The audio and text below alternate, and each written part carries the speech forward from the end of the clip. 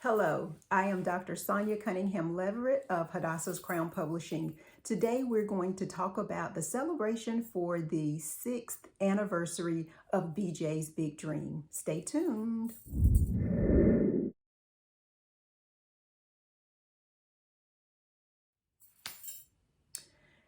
First, I'd like to thank you for coming to our YouTube channel again. Just thank you for stopping by, and I hope you'll do it more often. I hope you'll check out all of our content. I hope that you will like this video. I hope that you will subscribe and you will share as well. You can also follow us on Facebook and on Instagram. And please follow and support our many authors because we all have hearts for people. That's our motivation for publishing. We want to take our life lessons and to give back to help others. So they're all inspirational, they're all encouraging. And as we approach the holiday season, consider us as you purchase gifts.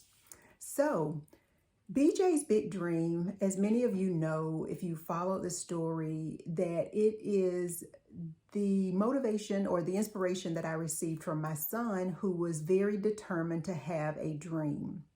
And I first published BJ's Big Dream in November of 2016. So actually November will be the 6th anniversary. I'm a little behind. I had started working on the revisions and working on the anniversary edition, but it is just now live on Amazon. You can also order from the Hadassah's Crown publishing page. I need to update it in the store so that you can purchase it there as well. So this is BJ's Big Dream that was published in November of 2016. As you can see, it became a reader's favorite 5-star book as well as a bestseller. And so we have sold tons of copies of BJ's Big Dream. I've had the privilege of visiting students in many places. And because they said, you know, what happened to BJ after that last page when he went to school? Like, did people like his hair? What kind of comments did he get? Did he, how long did he enjoy his dream? Did he have other dreams? Did he reach his dreams? Where is BJ now? And that type of questioning, that type of thought, feedback, just wanting more, it has really inspired me. And as some of you know, last year I published Marching Around the Schumert on my and BJ's birthdays. And so this also became a bestseller, and the feedback was phenomenal, especially from young men. And so this year I have worked on the field trip, which I still hope to release soon. It is a BJ's Big Dream is first, and that's for elementary. Marching Around the Schumert is for middle school, and the field trip is a continuation somewhat of Marching Around the Schumert. So it is the second in the Briston Collins book series. So the content for BJ's Big Dream is still relevant because that dream recipe of faith, desire, and patience, it's not just for children. It is universal. Those are concepts that everyone needs in life, because if there's something that you want, apply those 3 principles and get it. And so the illustrations have not changed. They are still bold and beautiful, as you can see. When I corresponded with the illustrator, I said I have to have bold colors. And so this one just melts my heart every time. Can you see those eyeballs? Like, they are big, they are bright, they just capture your attention. And so that is what I love. But what you'll notice in the anniversary edition is that the words are not just directly on the images, they are in text boxes, because there are some things that I rethought. I know a whole lot more about publishing children's books than I did when this was my very first. And so now I make sure that the words are even more visible, because these are children who are learning to read. Now, these books work well for read alouds, and so parents can focus their eyes in all of the different places. They can go back and forth between the white text and the red text and the black text. But for children, it helps if the text is in a more uniform place and that there's no interference from the picture or the background. The pictures are still full bleed. They take up the entire spread. Some of the wording, I have consolidated some. In rethinking BJ's Big Dream, it's wordy. The original text is, and so I have toned it down somewhat and just made it more succinct into exactly what children need to be able to follow the story.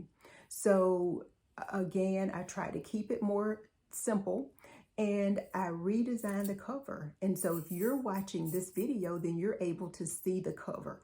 I am still waiting on my copy, so I don't have one to hold and to show you right now, but you can go to Amazon and it is on sale. The book, the price that's listed is $12.99, and we're talking about the paperback book, but you can get it right now for $6.32. That's less than half.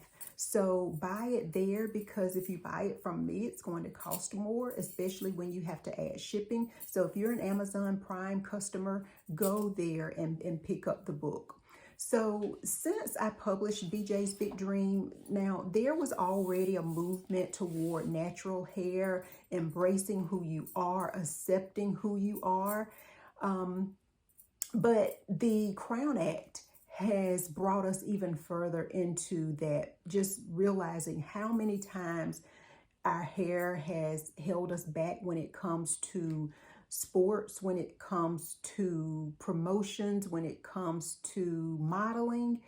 And now that natural hair is embraced by African Americans more so, it's being embraced or accepted by other races and cultures even more as well.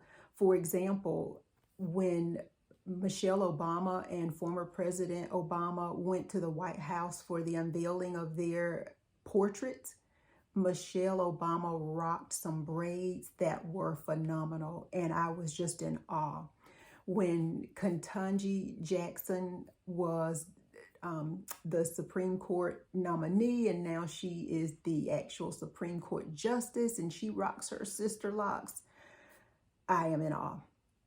And when I see the press secretary, Karine Jean-Pierre, and how she embraces her loose natural, it is beautiful. Stacey Abrams, she rocks her natural. And these are women that we are constantly seeing in the political arena, the spotlights. But, you know, there are many actors, actresses, so many people. And so big shout out to Whoopi Goldberg, who just kept it real for a very long time and still does, and did way before other people thought it was kosher or cool.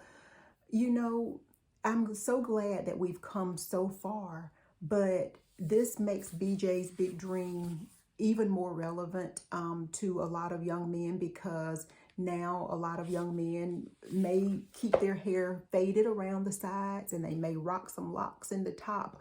But if that's what they want to do with their hair and that is how they identify, blessings to them.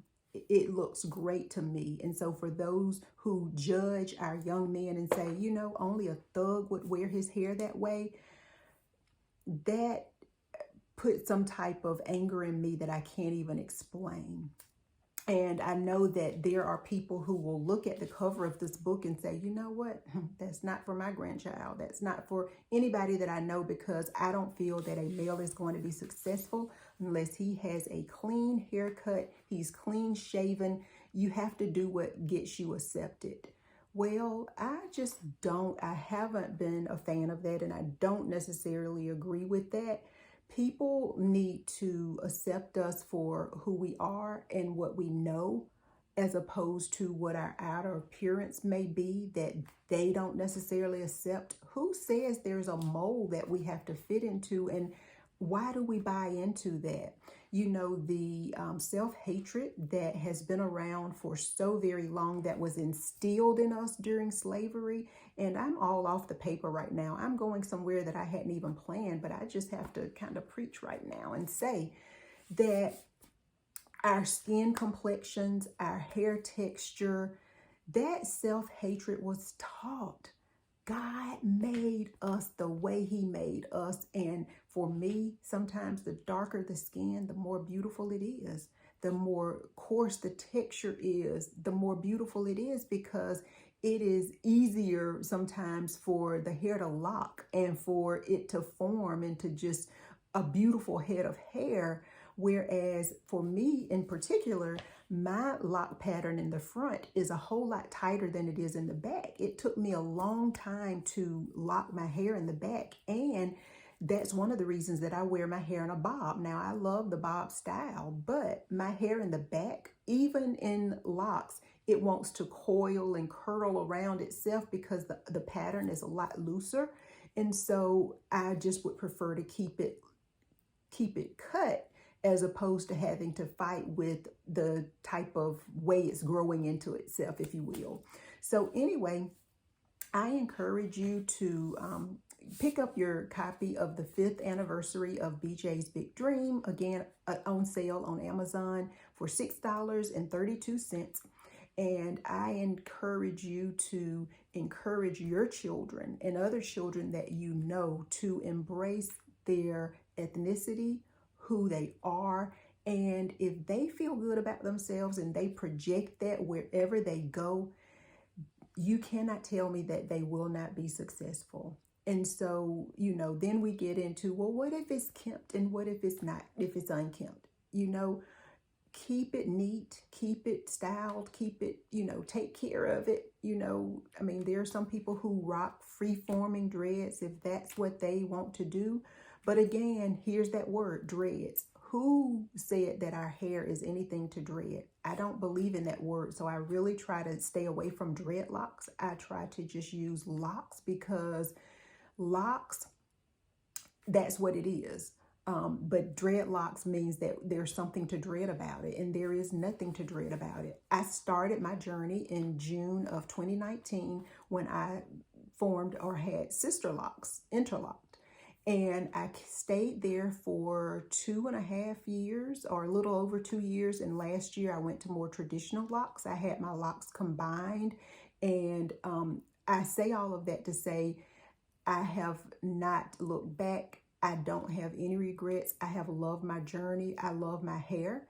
And so regardless as to what type of locks you have, they're sister locks, they're traditional locks, they're Brazilian locks. I don't know all of the names for locks, but I can tell you that dreadlocks is not a lock. It should not be in our vocabulary, because again, no one should dread his or her hair or their texture.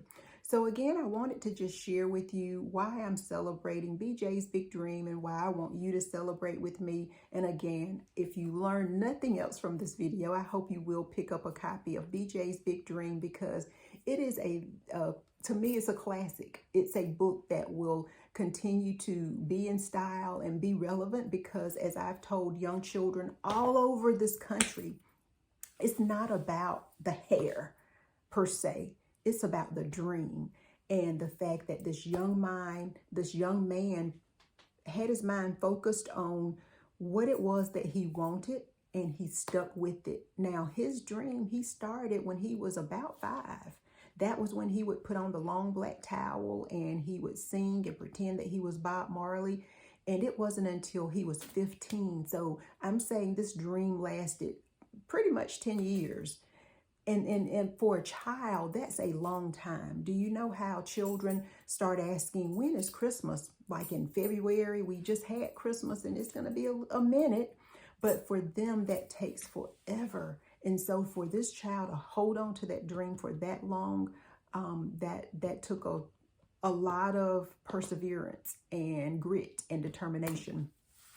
But with those 3, you can overcome anything. So it's been a pleasure being here with you this afternoon. And so I just encourage you to be you, be beautiful, accept and embrace who you are, and continue to be or dream big. And do follow Hadassah's Crown Publishing, because we have some great publications coming out right here at the end of the year. And again, I hope that you will consider us for your Christmas gifts. Thank you, and God bless.